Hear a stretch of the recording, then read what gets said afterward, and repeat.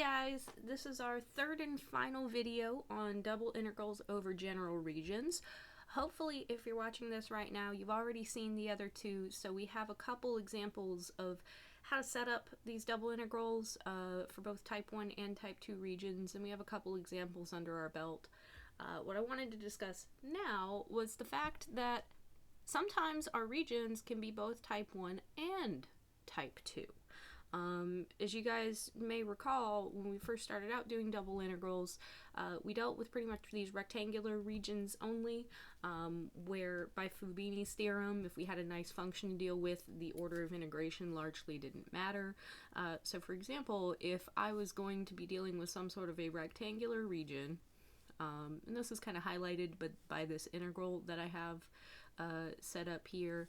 If I have some sort of region, let's say my x interval is AB and my y interval goes from C to D, this would describe a region of integration that looked a little bit like this guy. And for continuous functions, the order of integration here really didn't matter. We said that if we wanted to, we could change my dx dy integrals to dy dx integrals as long as I made sure to fix my bounds and match them up with my function accordingly. So that initial thing that I had as a dx dy, I could change this to dy dx as long as I made sure that my y bounds still matched my y bounds, right? And my x bounds still matched my x bounds. Now the reason that we could do this is that technically this rectangular region is both type 1 and type 2.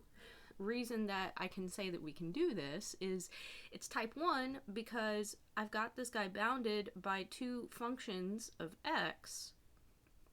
Okay, my y is bounded by two functions of x. It just so happens that those are constant functions, right? So y equals c would give me this bottom horizontal line, y equals d would give me this top horizontal line, and then I have numerical bounds for my other variable. Now, on the other hand, if I also wanted to view my x as being stuck between x equals a and x equals b, those are constant functions of y. You plug in any y value in the interval CD, you get back those vertical lines, or those constants, okay, that gave us those vertical lines. And then we have numerical values bounding y, okay? So this region we can view as both type 1 and type 2, and that meant we could set this up either way, okay? We could immediately switch our bounds to rewrite our integral and compute it in a different order. Now, with that said, I'm going to scroll down a little bit here. If a region is both type 1 and type 2, even on a general region, we can still potentially swap those bounds around. We can still do dx dy integrals as dy dx integrals and vice versa, but the catch is I can't just change the order. All right, so before, I'll scroll up one hot moment here. I just changed the order here. We did AB first and then CD second. When I changed the order, we mixed that around. I can't necessarily do that for a general region. Have to be a little bit more careful. And the reason that I'm going to say that is this. I'll highlight it with this particular example. Let's say that I try to take a look at what I would expect as my bounds for this guy as a type 1 region. This is kind of what we've played around with most often.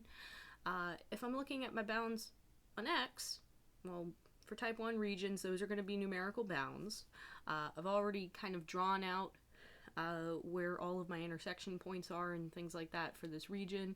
We can hopefully see that my x values are stuck between, x equals 0 and x equals 2 is highlighted over here. So I'll go ahead and denote that. On the other hand, that's going to force my y values to be stuck between these two functions. If I'm looking at this region, the bottom function, or the smaller values that I'm going to get here, that's given by the values on that parabola. So y is going to be stuck between that guy and 2x. Okay, we've got my bottom function and my top function for this region.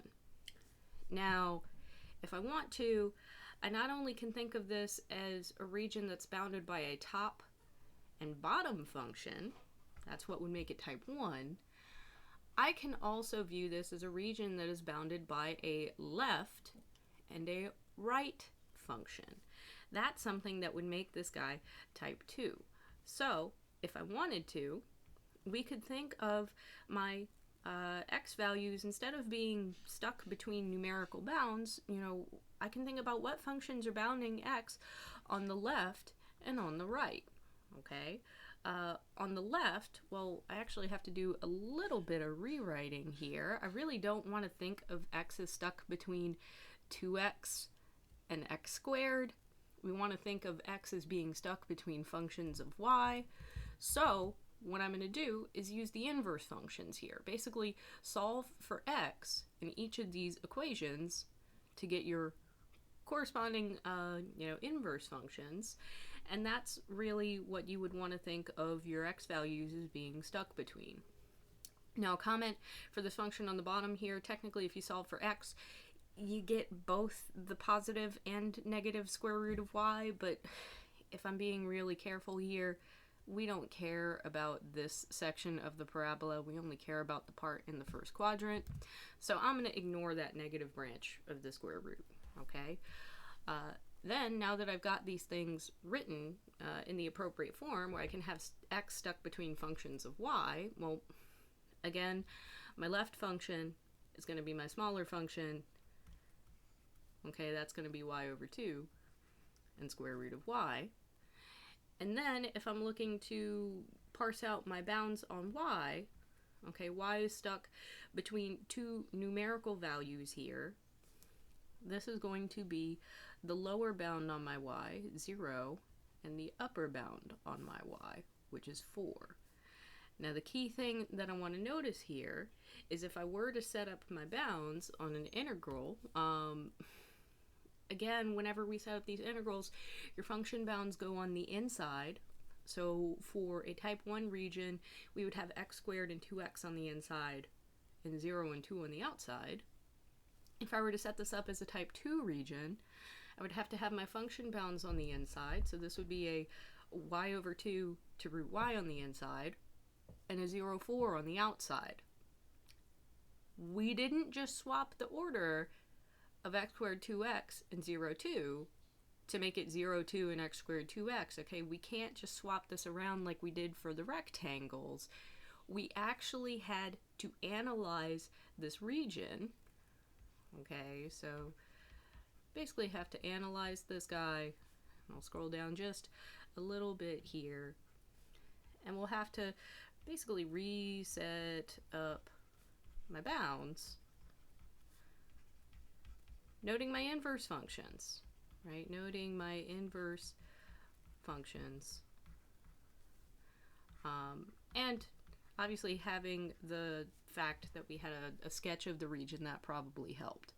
Okay, so I can't just take them backwards from what my original bounds were. We'll scroll up to highlight here. Oop, and maybe zoom in a little bit. I can't just take these guys backwards. We have to do a little bit more thinking than that. Okay? Now let me actually move us over to an example here. This is a example where I already gave you guys the setup for my bounds for a particular region. This is currently set up as a type 1. Okay, we're integrating with my bounds on y first, and then integrating with respect to x second.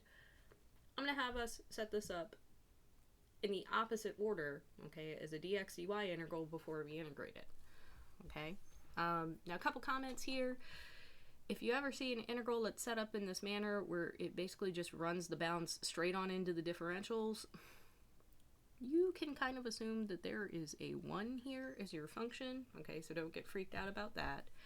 I'm basically just asking you guys to integrate 1, but change the order on the bounds first. Okay, now what'll probably help is get a feel for what your region looks like first.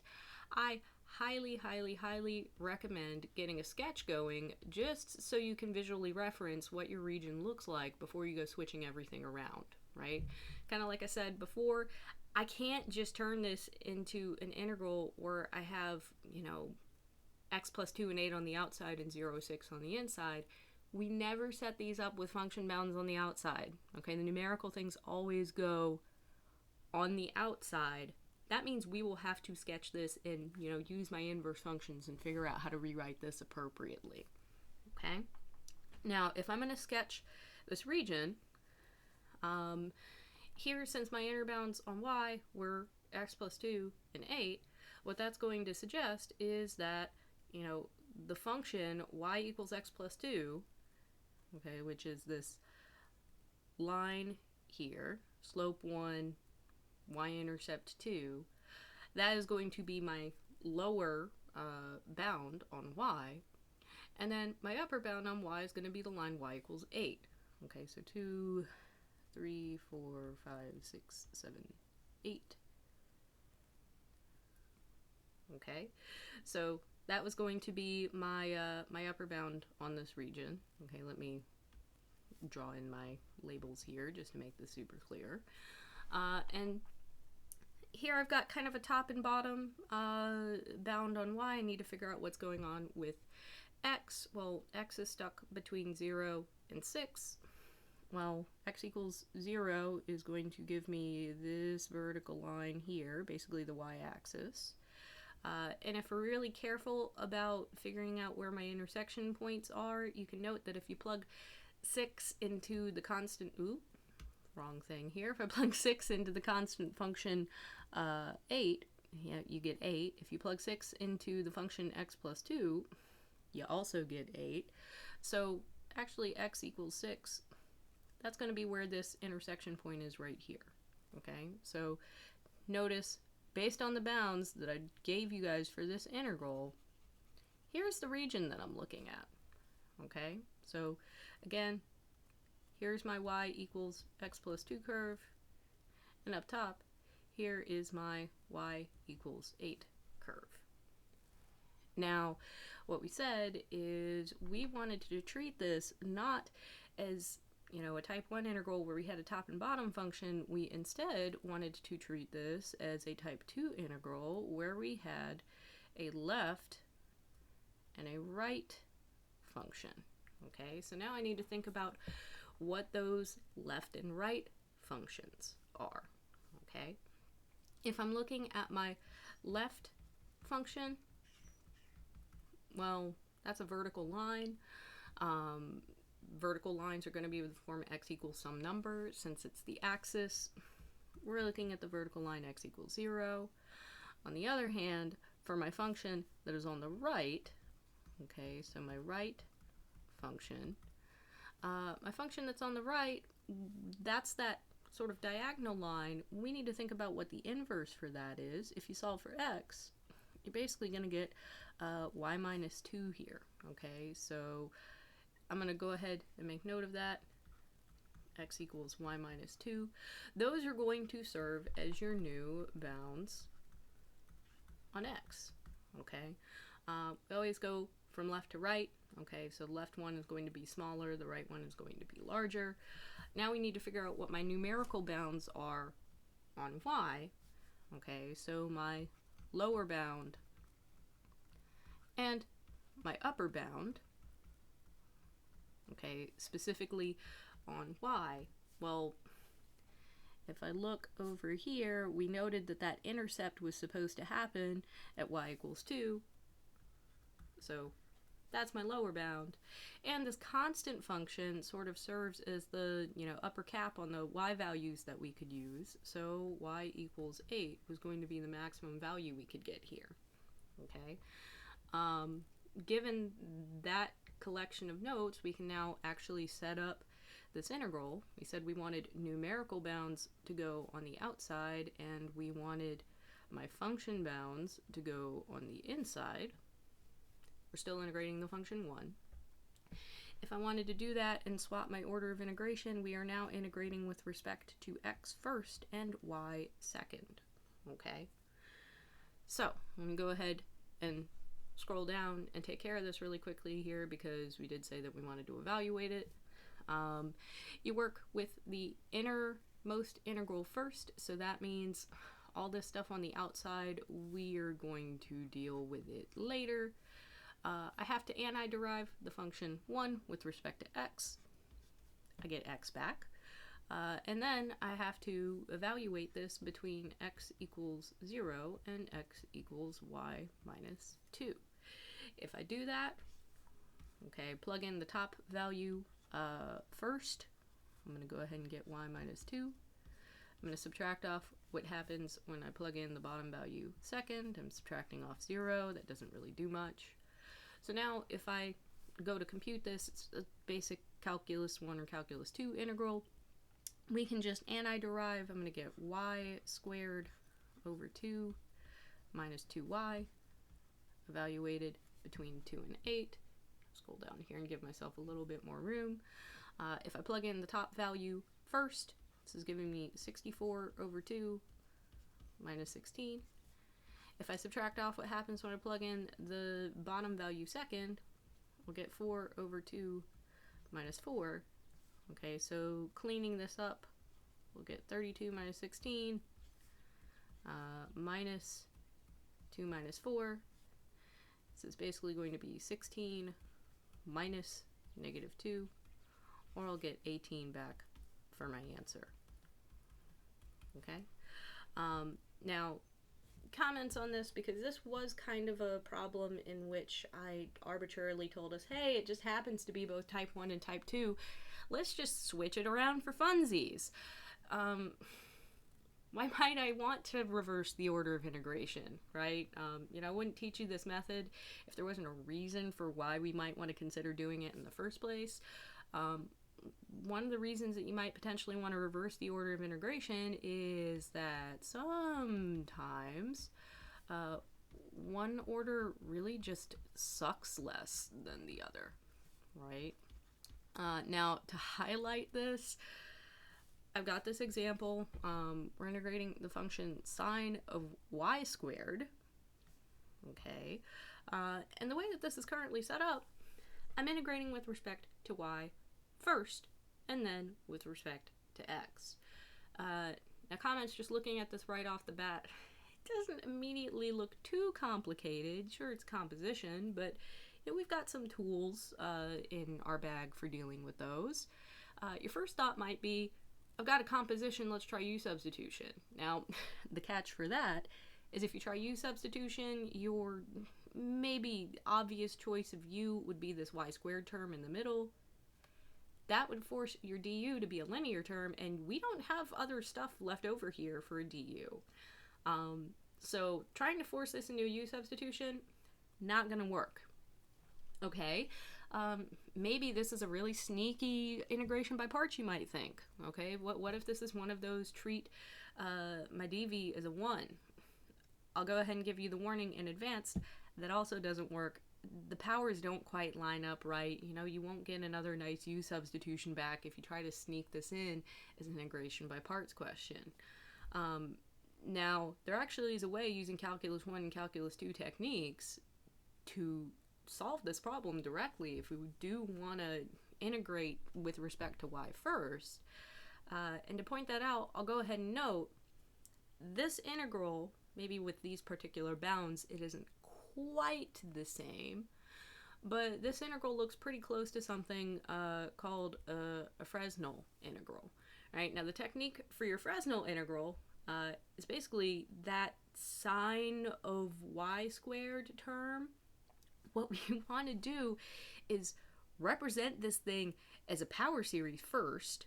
Okay, so the trick that we would tend to do is, I don't know if you guys can see my mouse here, this sine of y squared, okay, think about the fact that sine of x in power series really looks like this series here. And what I would want to do is, in this equation, plug in y squared to both sides of that.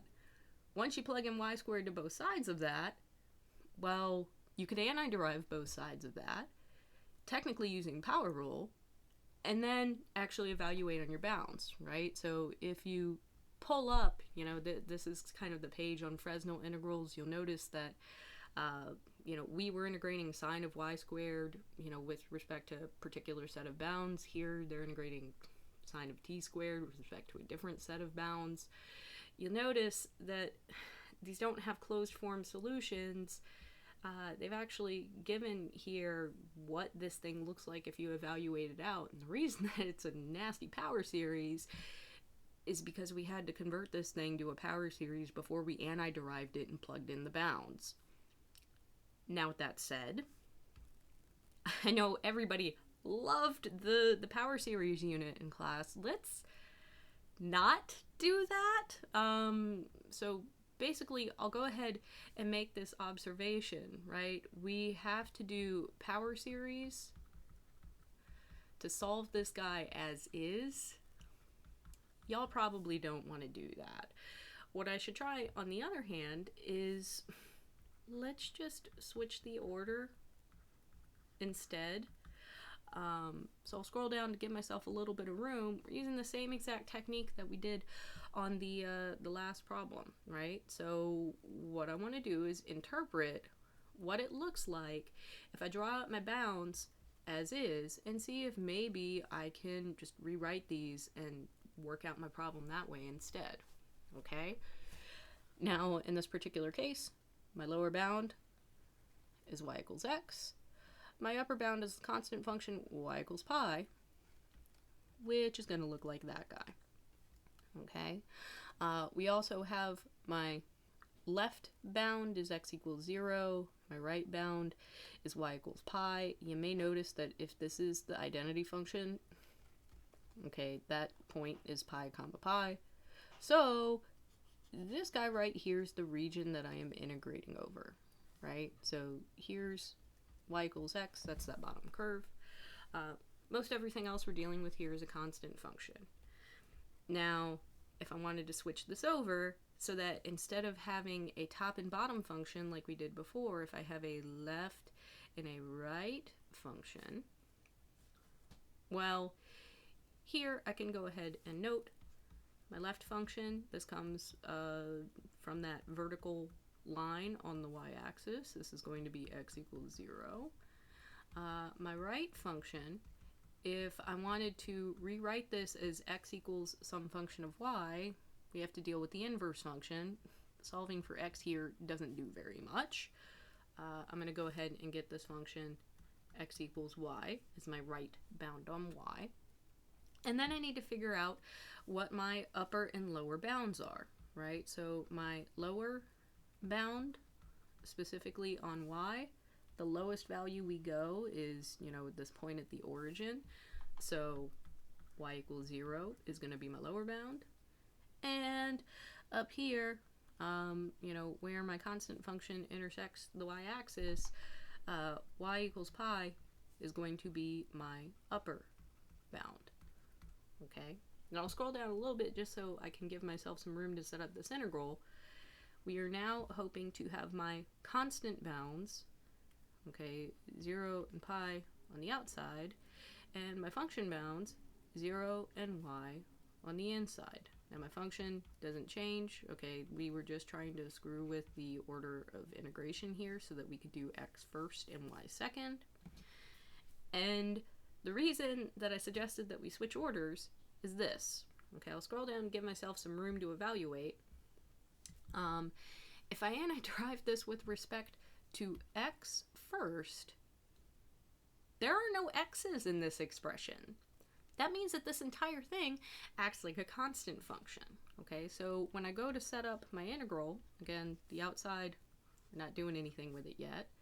Anti-deriving a constant just means that you slap one of the variable on. Okay, so this will basically be sine of y squared times an x. Okay, I'll just throw this out front. And this is evaluated between x equals 0 and x equals y. Okay, now if I go to substitute in my top function, okay, substitute in x equals y, I get y times sine of y squared. If I subtract off what happens when I plug in the bottom, I'm subtracting off a 0, so that doesn't really do much. At this point, now I can go ahead and anti-derive, right? Now, before we had a problem with u substitution because when I picked u as the inside function, there was no du, but when we swapped the order, we gave ourselves a nice du to work with. So this time we actually can do that u substitution. If I try u is y squared, that's going to make du be 2y dy, or if you want to substitute this in a little bit nicer, a half du is y dy. Now, I'll scroll down a little bit. Now I can actually evaluate this directly, right? So my sine of y squared now becomes a sine of u. That y dy that we had left over now becomes a half times du. And if you wanted to pick up what's going on with the new bounds here, again, the way that we work with those is your old bounds end up getting substituted into your, their y values, they get substituted in for y, giving me my new bounds. Here, if you stick 0 in, 0 squared is 0. If you stick pi in, you're getting pi squared here. Now I can actually, antiderive and evaluate this. Your antiderivative of sine of u is negative cosine of u. So I'll get this guy. This is evaluated between 0 and pi squared. So I'll basically be minus a half cosine of pi squared. It's not a unit circle value. We'll just leave it. Minus what happens when I plug in 0. So that'll be negative a half cosine of 0. Okay, if you want to clean this up, the most we can simplify this down here is minus a half cosine of pi squared. I'll give you a plus here to cancel out those signs. And since cosine of 0 is 1, we've just got a half on the end.